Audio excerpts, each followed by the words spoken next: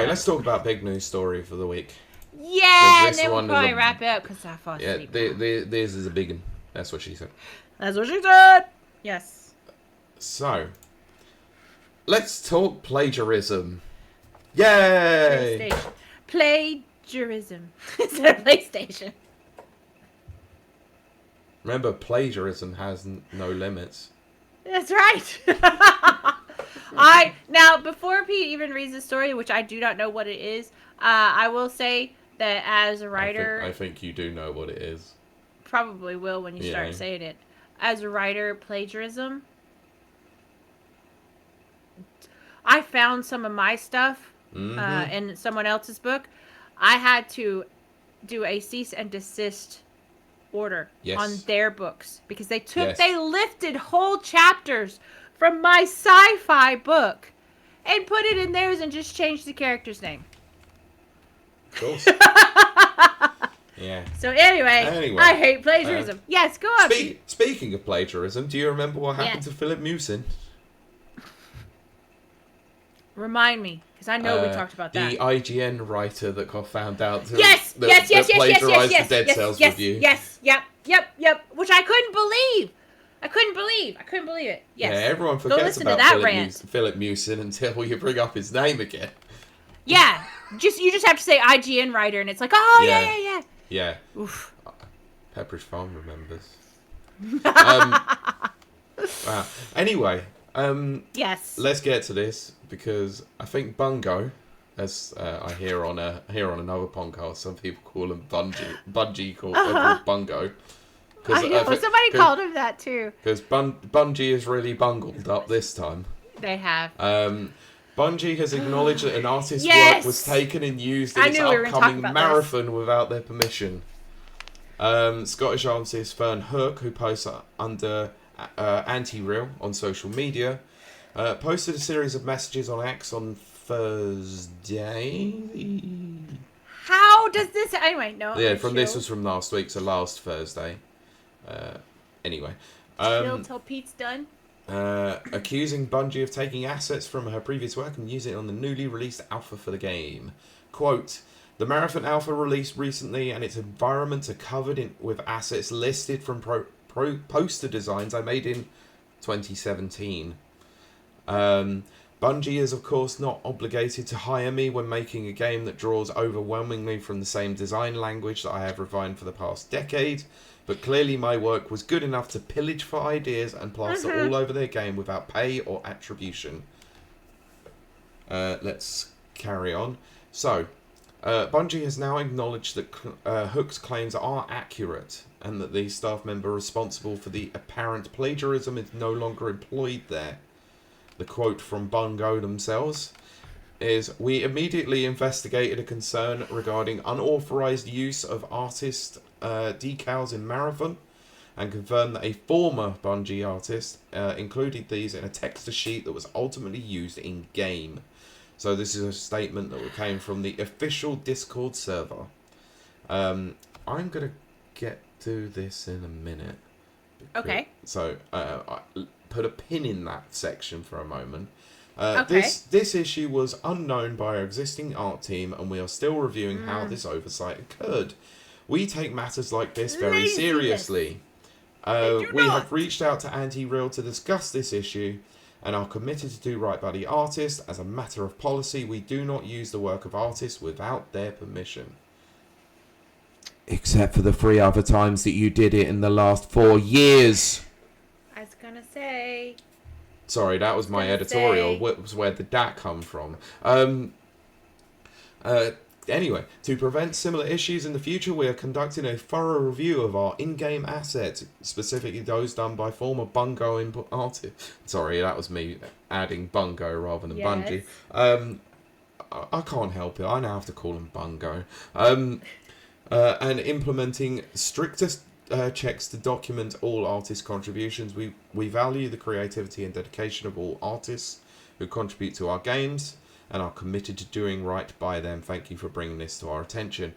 Now, the reason why I said I'm going to put a pin in this when it said it was on the official Discord server, because where did this officially come out first for all to read? Twitter. I was gonna say X, but yeah. And here's where this is where this becomes quite interesting to me, because it wasn't on Bungie's main page or main Discord or main Twitter profile. It also wasn't even on the official Marathon Twitter profile. It was on the Marathon developer Twitter. I have so much to say, Pete. They tried to bury it using a different account. I have so much to say. Yes. So, carrying on, Hook also claimed that a number of Bungie artists have been following her on social media for a number of years, implying that they have been aware of her for some time. Quote, "In 10 years, I have never made a consistent income from this work, and I am tired of designers from huge companies mood boarding and parasiting my designs while I struggle to make a living."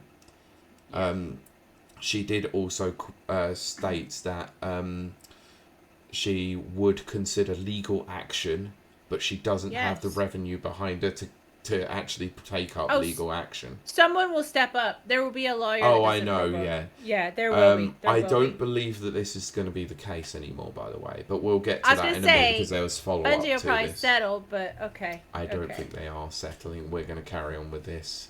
We're going to discuss it in the next news story, but I want to discuss a little bit about this in the first place. Because I have already mentioned this isn't the first time this has happened, and not even the first time this has happened in 15 years. No, this is the fourth time this has happened in the last 4 years. I used to call myself a Bungie fangirl. Yeah, but that was when Joseph Staten was there, and actual it was. Good people were working there. When they actually had creativity and design. When they kept winning on, I know it's a video game awards, Halo. But it doesn't matter. Well, not just Halo. Well, as the community supportive, the most supportive community was always Bungie, Bungie. There's a reason for that. I'll let Pete finish, and then I'll just say my little play. Well, it was basically pretty much saying that there was a lot of creativity in the studios back in the late 90s, early 2000s. Oh, yes. And funnily enough... Even to the mid-2000s. Can I just say it right? I'm getting to this. Until about, what was it, roughly about 2010 time, was it? Yes. Well, the fall of Reach and the fall of Microsoft. It's almost like Microsoft might have had some checks and balances involved that might have actually helped them in this situation. And almost like them going independent was probably the worst decision they ever made. Yes and no. To some degree. To some degree. They got to retain their IP, I guess, in Destiny. But they didn't really go to independent. Heinous debt. No, and then they sold out to Sony. No, they had a publishing deal with Activision first. Yes. Yeah, everyone forgets that the original Destiny was an Activision game. And it failed. And guess what? Guess what now? Which is highly more ironic now, because Activision Blizzard are owned by Microsoft, meaning they technically were owned by Microsoft at one point. I don't know what kind of magic they had up until 2010, because Pete is right. That's the demarcation. Oh, I can tell you what kind of magic it was. It was the greatness of Peter Moore and that Halo 2 tattoo. If you don't know what Pete is talking about, you need to go search that up on YouTube. It was on his Twitter forever. It's wild times. Video games industry was so much more fun back in the 2000s, wasn't it? It really was. And that's what it was about. It was about fun. This is a shit show nowadays. It's so, obviously they were corporate overlords back then, but E3 was so different, and I don't know. It was just a fun cowboy wild times. Yeah, like Miyamoto standing on stage playing Wii music. That is absolutely incredible. And then when they did the PlayStation, what was it, PlayStation 3, where they just walked on stage? No, it was PlayStation 1. It was after Saturn announced. So it was in 1994. It was when Saturn announced its price at $399 and then Sony, rather than doing their normal presentation, literally walked out and went $299 and just walked away. all these people gosh. filtered into a stage show to hear about all these financial things to do with Sony, Yeah. see a load of games, and all they did was $2.99 and walked away. The crowd went insane. Oh my gosh. Also, Nana has redeemed a streamer shout out, which is Kinkymation, which is fun to say, over on YouTube. Go check them out. And Steven said there's a famous example in publishing a while back. An artist created a parody Ladybird book. I've seen those. They're so good. The publishers of Ladybird threatened to sue her, then turned around and ripped off their idea for a series of satirical adult Ladybird books of their own. Damn. I did not know that's where shocking. that came from. That's pretty shocking. But that's what's happened so much more and more in all media, like books, films, everything, just everything. I guess because there's so much access now to your grassroots artists. Yeah. Which is... Go on. I'm just so angry at Bungie. Because I was a Bungie fangirl. You know this. I didn't hide it. Bungie, Bethesda. That was me. Bungie dropped way off when they sold out. Actually, I never forgave them for leaving Halo. They left my Microsoft. They did. How dare they do that to me? But I gave them a chance with Destiny 2, as you know. And I did really enjoy Destiny 2, but they were in debt big time because it wasn't a good model to make money on. No, because they were spending a lot of money on voice actors, visuals, and ongoing story and all that. And their player numbers kept dwindling until a new season and a new expansion came out, and then even the numbers didn't necessarily justify the cost of the development for that expansion. Exactly. Steven says the Ladybird book of midlife crisis and so on are all based on her idea. Never knew that. I never knew that. And then it says, but yeah, extraction shooters suck. Shooters that aren't Doom suck. Yes, it's true. At least to me. In the game industry, please make more platformers and action games. That is awful. The thing is, with Bungie, they were an indie company spending like they were a AAA company. So they didn't have a choice. They needed to sell out. I just wish they would have taken Microsoft's offer, but they didn't. They took Sony's instead. Well, they took Sony's nearly 15 years later. Yeah, but even at the end, from what I read, Microsoft did give them a last-ditch, come back! And they said, no, we're not going backwards. We're going to go forward. No, we want to be independent. Okay, let's be independent under Sony. That's really independent, isn't it? Because theoretically, that's what was supposed to happen. Sony was supposed to back off and just be funding. Well, that doesn't happen in corporate No, to be fair, they are actually releasing Marathon on Xbox and PC, so they are technically allowed to do that. And that's the thing that really annoys me. For those who don't know, the younger generation, Marathon is super old. It was on the Macintosh. It predates Halo by like 10. It was out when Descent was out. So it was early 90s. Mac terms. Yeah, exactly. So early 90s, my heyday of video games. But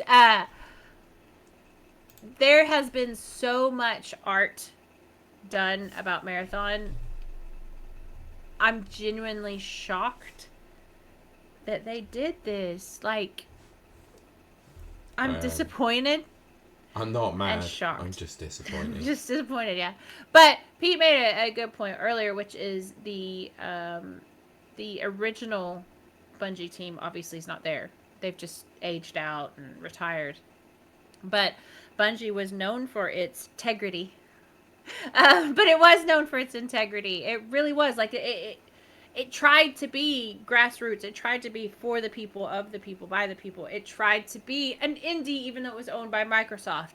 But it had that kind of It had the feeling. community aspect to everything. Like, you yeah. know, the fact was that there were so many goddamn playlists on Halo 2 were all community driven, to the point where yes.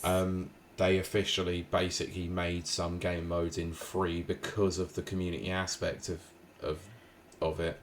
You know, it was Red huge. versus Blue existed because of Bungie. Yes. You know, they could have gone in and go, no, we're going to cease and desist this because it's using our IP. And they went, but they didn't. Nah, we're actually going to make it a recognised thing and put it in our game because this is freaking awesome. Then they put them in Halo 3 and I was like, I squealed. I was like, ah! Exactly. Like, they actually cared about their community. And now the only care that they have about their community is ripping them off. Yes, because like Pete says, this isn't the first time. It's not even the second time. Or the third. It's the fourth. It's the fourth. At that point, you should have already had an oversight committee.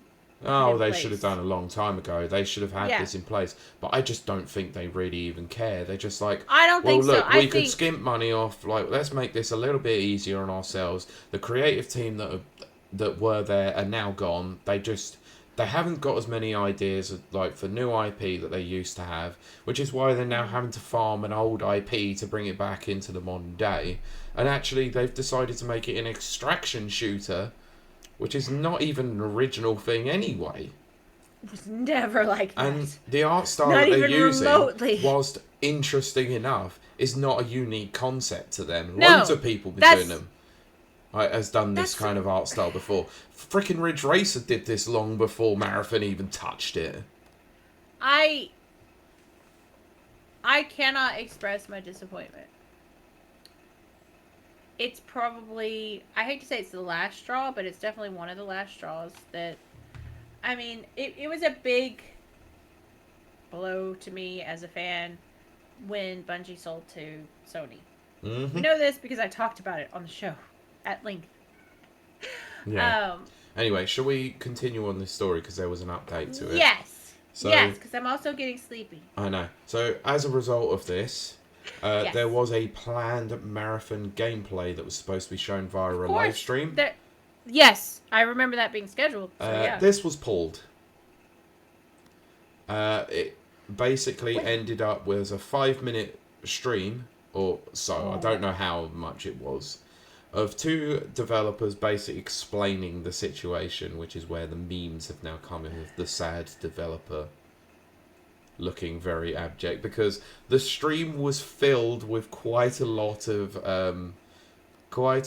talk of plagiarism. Because that's what it is. Yes. So anyway, Bungie pulled all marathon gameplay from its latest live stream on that Friday. While it said reviews and reviews and removes artworks that it took from one of its former artists, so we won't go over the background. Right. On Friday, the developer kicked off its weekly marathon live stream in somber fashion. First announced it would not have any gameplay due to the ongoing investigation into the lifted artwork. Joseph Cross, Marathon's art director, then claimed Bungie was conducting a thorough review to remove any art from the game that was inappropriately sourced and ensure that the situation didn't happen again. Cross claimed that Bungie had reached out to Fernhook to apologise and make sure that they do right by her, though no specific details were shared on it. So, quote, anyway, so it's come to our attention that an artist who worked on Marathon in the early stages of pre-production took a number of graphic elements from a graphic designer without permission or acknowledgement and then placed them on a decal sheet that was then checked in 2020, Cross said. The decal sheet included icon and text elements which ended up in our alpha build. There's absolutely no excuse for this oversight, and we are working on and are 100% committed to the review process to ensure that incidents like this do not happen again at Bungie. Cross claimed that over the last 24 hours he'd reached out to Fernhook and was auditing all the work done by the former Bungie artists. Anyway, that's sort of going over the similar ground anyway. So, yeah, while she said about this potentially going to a court case or someone funding this, there's no point. Bungie have already accepted this. They will settle this nowhere near a courtroom. No one will touch a legal fee anywhere. Like, the only thing that they will do is they will pay some sort of compensation. Or, if they agree to leave the the artwork in place.